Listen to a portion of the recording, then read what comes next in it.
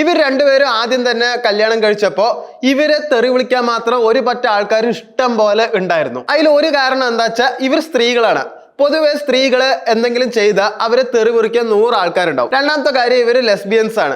Lesbians ആയതുകൊണ്ട് പറയണോ, കേരളത്തിൽ വിപ്ലവം സൃഷ്ടിച്ച 2 സ്ത്രീകളാണ്. അപ്പൊ ഓട്ടോമാറ്റിക്കലി അവർക്ക് തെറിവിളി കൂടും. ഒരു 25 വയസ്സായ 2 സ്ത്രീകൾ ഇത്രയും വിപ്ലവം കാണിക്കുന്ന ആരും വിചാരിച്ചിട്ടുണ്ടാവില്ല. 3 ഇവര് മുസ്ലിംസ് ആണ്. മുസ്ലിം കാസ്റ്റിൽ ഇതൊക്കെ നടക്കാൻ പോടോ, ബാക്കി കാസ്റ്റിലൊക്കെ എന്തോ ഇത് നടക്കലും അത് സമ്മതിച്ചു കൊടുക്കലും ആണെന്ന് തോന്നുന്നു. അപ്പൊ ഇവർ ബിഗ് ബോസിൽ വരുമ്പോ എന്തായിരിക്കും സ്ഥിതി ഉണ്ടാവുക? ആൾറെഡി ബിഗ് ബോസിൽ വരുമ്പോ ഓട്ടോമാറ്റിക്കലി ജനങ്ങളെ അവരെ തെറി പറയും. അപ്പൊ ഇതുപോലെ വിപ്ലവം സൃഷ്ടിച്ച് 2 പേര് വന്നാൽ എങ്ങനെയിരിക്കും? അപ്പൊ ലാലേട്ടൻ ഓട്ടോമാറ്റിക്കലി ചോദിച്ചു, എന്താണ് 100 അധികം സംസാരിക്കില്ലേന്ന്. ഇവിടെ അധികം സംസാരിക്കാത്ത കുട്ടിയാണോ? കൂടുതലും അതിലാണ് സംസാരിക്കുന്നത്. അതിപ്പോ എന്തായാലും ലാലേട്ടൻ പറഞ്ഞ എന്തായാലും തിരുത്തി പറയുന്ന തോന്നുന്നു. സംസാരിക്കും.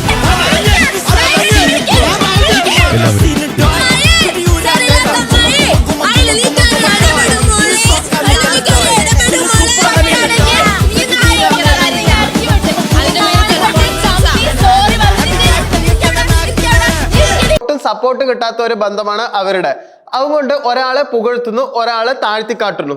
അപ്പോൾ ഓട്ടോമാറ്റിക്കലി അവർ രണ്ടുപേരുടെ ഇടയിൽ ഒരു ഈഗോ വർക്കൗട്ട് ആവാം. ഇനി അവർ രണ്ടുപേരും മാനിപ്പുലേറ്റഡ് ആവാണ്ട് അവരുടെ ഇച്ഛാശക്തി അത്രയും കൂടുതലാണെങ്കിൽ മാത്രമേ അവർക്ക് എന്തായാലും ഒരുമിച്ച് പിടിച്ചു നിൽക്കാൻ